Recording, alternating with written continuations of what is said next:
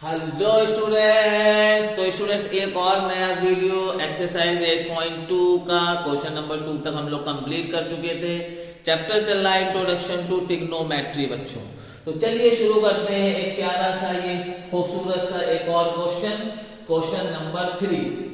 तो question number 3 में क्या कहा गया, if tan a plus b equal to √3, यानी का मतलब tan के साथ जो एंगल है वो दो पार्ट में है, and tan a minus b, यहाँ पर देखिए थोड़ा सा चेंज करा, a माइनस b कर दिया एंगल को, इक्वल टू 1/√3। अब देखिए आगे क्या कहा है कि a plus b greater than 0 degree and less than और इक्वल टू 90 डिग्री। अब ये जो a प्लस b है ना बच्चों, ये जो एंगल है वो 0 से बड़ा है या फिर ये 90 डिग्री से छोटा या फिर 90 डिग्री के बराबर भी हो सकता है। Find the a greater than b, ये भी एक कंडीशन दे दी कि a वाला जो एंगल होगा वो b से बड़ा होगा। ठीक है, फाइंड a एंड b। अब हमें एंगल a और एंगल b फाइंड करना है।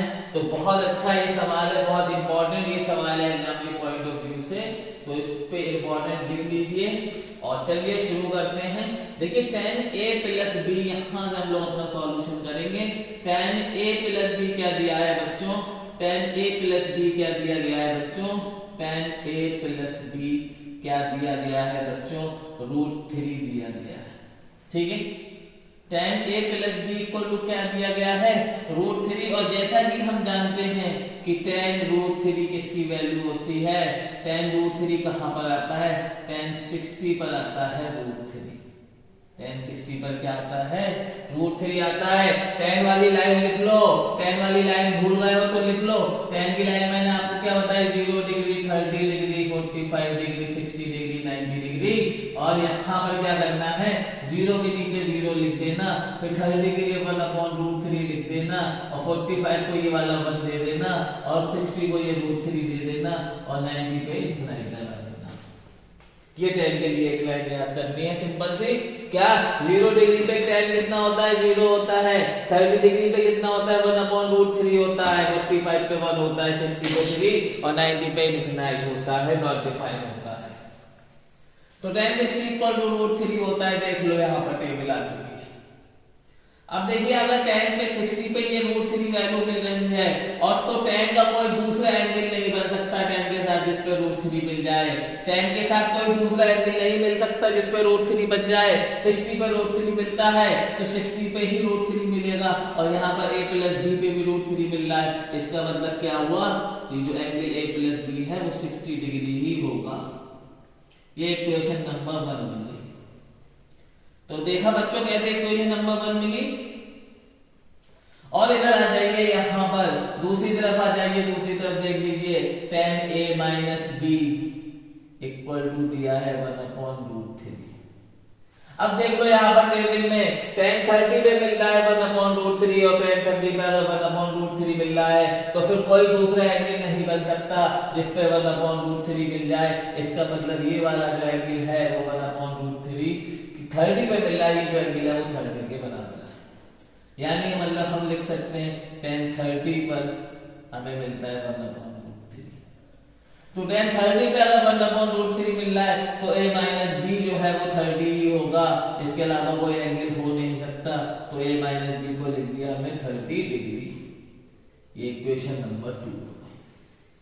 अब इस एक इक्वेशन नंबर 1 में से इस इक्वेशन नंबर 2 को जोड़ दो, घटाना नहीं है यहाँ पर क्योंकि b पे पॉजिटिव है, यहाँ b पे नेगेटिव है। तो 1 और 2 को जोड़ दो, ऐड इक्वेशन नंबर 1 एंड 2, जोड़ देना है। यहाँ पर जोड़ देना है बच्चों, यहाँ पर घटाना नहीं है, क्योंकि a हमारा मिल जाएगा, b पे माइनस आ रहा है एक जगह, b पे एक जगह प्लस आ रहा है, तो जोड़ दो। यहाँ पर जोड़ दो, तो जोड़ने से कोई साइन चेंज नहीं होता। अब b में से b घट रहा है क्योंकि एक b पे माइनस है, एक b पे प्लस है, ये क्या हो गया 0, और a हो गया 2a, और 60 और 30 हो जाता है 90। कितना हो जाता है बच्चों, 90 डिग्री। ठीक है, एंगल चल रहा है। ये 2a इक्वल टू 90 आ गया, a को यहीं रहने दो लेफ्ट हैंड पे, 2 को राइट हैंड पे शिफ्ट कर देते हैं, उधर जाके डिवाइड करेगा।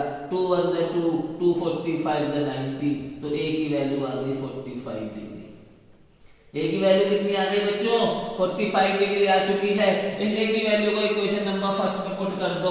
Putting the value of A equation number 1 क्या लिख देंगे यहाँ पर लिख देंगे putting the value of A, putting the value of A in equation number 1, value of A in equation number 1।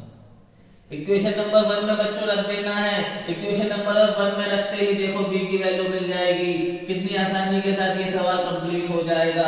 ए की वैल्यू यहाँ पर रख दो 45, बी यहाँ वैसे ही लिखा रहने दो, 60 को इधर लिखा रहने दो राइट हैंड साइड में। 45 को अब ले जाएंगे हम लोग राइट हैंड साइड, ताकि बी के बारे में पता चल जाए। बी अपने बारे में तब बताएगा जब वो अकेला रह जाएगा लेफ्ट हैंड साइड में। यहाँ पर लिया है 45 को 60 में से घटा दिया, कितना बचा 15 बचा। तो बी की वैल्यू भी आ चुकी है, बी की वैल्यू भी आ चुकी है। बी कितना है 15 डिग्री है। अकॉर्डिंग टू क्वेश्चन कह रहा था ए बड़ा होना चाहिए, ए बड़ा है हमारा 45, बी हमारा छोटा है हमारा 15 है। और दोनों का सम जो देख लो कितना आ रहा है, दोनों का सम देख लो 90 से छोटा है और 0 डिग्री से बड़ा है, ठीक है, और ए भी हमारा बड़ा है। इस तरह से ये सवाल कंप्लीट हो गया क्वेश्चन नंबर 3। अब क्वेश्चन नंबर 4 पे चलते हैं बच्चों और देखते हैं क्वेश्चन नंबर 4 में क्या है। तो बच्चों क्वेश्चन नंबर 4 आ चुका है। तो बच्चों क्वेश्चन नंबर 4 आ चुका है। इस क्वेश्चन को भी खटाखट कर देते हैं, इसको भी पटक के रख देते हैं। क्वेश्चन नंबर 4 में क्या कहा गया, state whether the following are true और फॉल्स, जस्टिफाई योर आंसर। हमें सिर्फ ये बताना है कि क्या यहाँ पर कौन सी बात सच है और कौन सी बात झूठ है, और जस्टिफाई भी कर देंगे। इसमें कौन सी बड़ी बात है, जस्टिफाई भी 2 मिनट में हो जाएगा। तो चलिए पहला स्टेटमेंट पढ़ लेते हैं। यहाँ पर पहला स्टेटमेंट पढ़ लो बच्चों, क्या है पहला स्टेटमेंट, क्या कह रहा है, sine A plus B equal to sine A plus sine B. क्या ये बात सच है? ये बिल्कुल सरासर झूठ है। इसको हम फॉल्स लिख देते हैं, इसको हम फॉल्स लिख देते हैं। और यहाँ पर इसको चेक करने के लिए हम लोग लेट कर लेते हैं, let a equal to 60 degree मान लो और b इक्वल टू 30 डिग्री मान लो। अब यहाँ पर रख के देख लो, जस्टिफाई हो जाएगा। साइन 60 a की जगह 60 प्लस 30 लिख दो यहाँ पर, इक्वल टू इधर साइन ए हमने क्या माना है, साइन ए हमने 60 मान लिया, a की जगह 60 आ गया, प्लस साइन b हमने क्या मान लिया 30 मान लिया, ठीक है। b की जगह 30 लिख दिया। अब यहाँ पे वैल्यू रख दो, साइन 90 हो जाएगा, ये 60 प्लस 30 कितना हो जाएगा, साइन 90 हो जाएगा, और ये साइन 60 हो जाएगा। इसको ऐसे लिखा रहने दो, प्लस साइन 30, ठीक है। हमने मान लिया इसको, साइन 90 कितना होता है स्टूडेंट 1 होता है। तो साइन 60 कितना होता है, साइन 60 कितना होता है बच्चों, साइन 60 होता है √3/2। याद नहीं हुआ अभी तक आपको, साइन 30 कितना होता है 1/2 होता है। अब देख लीजिए 1 इधर 1 हो गया, इधर दोनों जुड़ जाएंगे, डिनोमिनेटर जो है 2 हो जाएगा। एलसीएम दोनों का डिनोमिनेटर सेम है, √3 + 1। ये नॉट इक्वल है दोनों तरफ की चीजें। राइट हैंड साइड और लेफ्ट हैंड साइड क्या है, नॉट ट्रू हुआ, ये फॉल्स हो गया। ये दोनों बराबर नहीं आए, अगर ये दोनों बराबर आते तो ट्रू होता है, ये जस्टिफाई हो गया। इसका जस्टिफिकेशन भी हो चुका है बच्चों। तो चलिए इसका सेकंड पार्ट देखते हैं। इसका सेकंड पार्ट क्या कह रहा है, इसका सेकंड पार्ट क्या कह रहा है, the value of sine theta is increase, the value of sine theta increase. यहाँ पर ये इन थोड़ा सा अलग चला गया था, इसको हमने बराबर कर दिया। The value of sine theta increase as theta increase, theta को बढ़ाने से, एंगल को बढ़ाने से साइन की वैल्यू बढ़ती है या घटती है, ये कह रहे हैं बढ़ती है। ये बिल्कुल सही कह रहे हैं, ये ट्रू हो जाएगा, ये बिल्कुल सही बात है।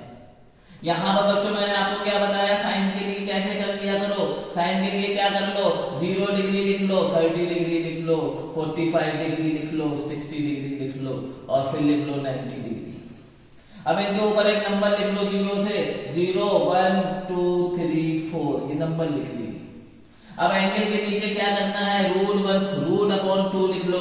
रूट के अंदर अभी कुछ मत लिखो, यहाँ पर √2 लिख लो, फिर यहाँ पर √2 लिख लो, फिर यहाँ पर √2 लिख लो, फिर यहाँ पर √2 लिख लो। अब जो नंबर ऊपर लिखे थे वो यहाँ लगा दो, 1 आ जाएगा, 2 आ जाएगा, 3 आ जाएगा, 4 आ जाएगा। अब साइन 0 की वैल्यू मिल गई, √0 का मतलब 0/2 का मतलब 0 आ गया, ठीक है। √1 पे काम नहीं करेगा, 1/2 आ गया 30 की वैल्यू। देखिए 0 से वैल्यू बढ़ चुकी है, 1/2 हो चुकी है। 45 पे आ जाओ, इसको सॉल्व करोगे क्या आएगा, 1/√2 आएगा।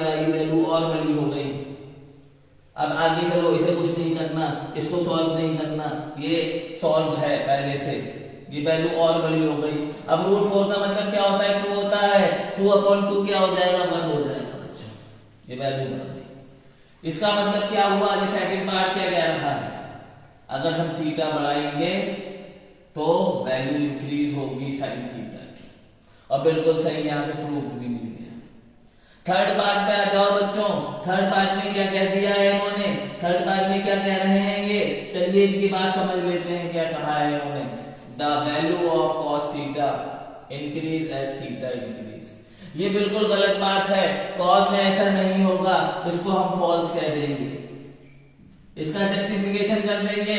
cos के लिए भी लिख लो, cos के लिए लिख लो क्या करना है, क्या करना है, 0 डिग्री लिख लो, 30 डिग्री लिख लो, 45 डिग्री लिख लो, 60 डिग्री लिख लो। यहाँ पे ट्रिक भी आ रही है, इसी को हमने ट्रिक से आपको समझाया था, 90 डिग्री लिख लो। इसके नीचे नंबर लगा दो, इसके ऊपर नंबर किधर से लगाना है, नंबर इधर से लगाना है, 0 1 2 3 4, नंबर इधर से लगाना है cos में। cos में नंबर राइट हैंड से लगाना है, साइन में नंबर लेफ्ट हैंड से लगाना है। तो चलिए क्या करना है, अब एंगल के नीचे क्या करो, रूट खाली रूट अपॉन 2 लिख दो, यहाँ पे भी खाली रूट अपॉन 2 लिख दो, यहाँ पर भी खाली रूट अपॉन 2 लिख दो, यहाँ पर भी खाली रूट अपॉन 2 लिख दो, और यहाँ पर भी खाली रूट अपॉन 2 लिख दो। अब जो ऊपर नंबर लिखे थे वो यहाँ रूट में लिख दो, यहाँ पर 0 आ गया, यहाँ पर 1 आ गया, यहाँ 2 आ जाएगा, यहाँ 3 आ जाएगा, यहाँ 4 आ जाएगा। अब 0 रूट 0 अपॉन 2 क्या हो जाएगा, 0 हो जाएगा। यहाँ पर देखो 1, ये क्या हो जाएगा, रूट 1 का मतलब 1 होता है, 1 अपॉन 2 आ जाएगा यहाँ पर, और इसको सॉल्व करके 1 अपॉन रूट 2 आ जाएगा, यहाँ पर ये सेम आ जाएगा और ये आ जाएगा। अब देखिए बच्चों, एंगल बढ़ रहा है तो वैल्यू घट रही है, एंगल बढ़ रहा है तो वैल्यू घट रही है, और ये कह रहे थे कि एंगल बढ़ेगा तो cos थीटा की वैल्यू बढ़ेगी, तो ये बात क्या हो गई, फॉल्स हो गई, यहाँ पर लिख दिया।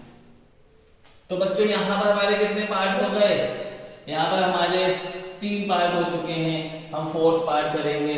यहाँ पर 10 वाला हम रफ कर दे, 10 वाले को रफ कर देते हैं, इसको ये ट्रिक आपके सामने पहले भी आ चुकी है। यहाँ पर जगह है हमारे पास, इस जगह का हम लोग यूज करेंगे। यहाँ पर देखो बच्चों, 4th पार्ट देखो, यहाँ पर क्या कहना है, sine theta equal to cos theta, सारे एंगल के लिए ये बिल्कुल फॉल्स है, ये बिल्कुल गलत है। यहाँ पर हम लोग क्या मान लेते हैं, थीटा इक्वल टू 30 डिग्री ले लेते हैं, कोई भी एंगल ले लो, ठीक है, कोई भी एंगल ले लो, हमने थीटा ले लिया 30 डिग्री। ये तो कह रहे सब एंगल पे बराबर होते हैं, सब एंगल पे बराबर नहीं होते, 45 पे बराबर होते हैं। देखिए 45 पे 1/√2 आ रहा है cos, यहाँ पर साइन में देख लो, साइन में भी 1/√2 आ रहा है, बाकी ये कहीं पर भी बराबर नहीं है, ठीक है। यहाँ पर हमने 30 ले लिया, तो साइन 30 बराबर होना चाहिए cos 30 के। अब साइन 30 की वैल्यू देख लो बच्चों, यहां पर आ जाओ, साइन के लिए क्या है, 1/2 है, cos 30 की वैल्यू देख लो, cos 30 की वैल्यू क्या आ गई बच्चों, √3/2। दोनों बराबर नहीं है, दोनों बराबर नहीं है, हमने जस्टिफाई कर दिया, ये फॉल्स था, हमने जस्टिफाई कर दिया, ये बिल्कुल गलत था। अब आ जाओ 5th पार्ट पे आ जाओ बच्चों, 5th पार्ट में क्या कह रहे हैं, 5th पार्ट में क्या कह रहे हैं, cot A is not defined for A equal to 0 degree. cot को जब हम सॉल्व करेंगे, cot को जब हम सॉल्व करेंगे तो वो कह रहे हैं कि cot A की जगह पर, cot A की जगह पर, ये बिल्कुल ट्रू है, ये बिल्कुल ट्रू है, ये 5th वाला पार्ट बिल्कुल ट्रू है। इन्होंने कहा cot A और A की जगह पर 0 लिख दो, A की जगह पर 0 लिख दो, तो cos 0 की डिग्री क्या होगी, cos 0 डिग्री की वैल्यू क्या होगी, तो ये कह रहे हैं नॉट डिफाइन होगी, ये बिल्कुल सही बात है। cot के लिए हमने बताया था आपको क्या करना है, cot के लिए हमने क्या बताया था कि cot अगर आपको लिखना है, cot की वैल्यू लिखनी है तो tan लिख लिया करो, अभी हमने रफ कर दिया tan को, tan लिख लिया करो। tan कैसे लिखोगे, 0 डिग्री, 30 डिग्री, 45 डिग्री, और यहाँ पर आ जाएगा 60 डिग्री, 90 डिग्री। cot की वैल्यूज कैसे लिखोगे, 0 डिग्री पे यहाँ से शुरू करो कहानी, 0 होगी, यहाँ पर लिख लो 1/√3, यहाँ 45 पे 1 लिख दो, 60 पे ये √3 लिख दो, और यहाँ पे नॉट डिफाइन लिख दो। अब cot पे आ जाओ, cot क्या करोगे, उल्टा कर दो, ये 0 यहाँ लिख दो, ये 1/√3 यहाँ पर लिख दो, ठीक है, फिर ये 1 के नीचे आ जाएगा, √3 को यहाँ पर उठा लो, इन्फिनाइट को यहाँ पर उठा लो, cos 0 की वैल्यू क्या आ रही है, नॉट डिफाइन आ रही है, नॉट डिफाइन आ रही है, नॉट डिफाइन, नॉट डिफाइन।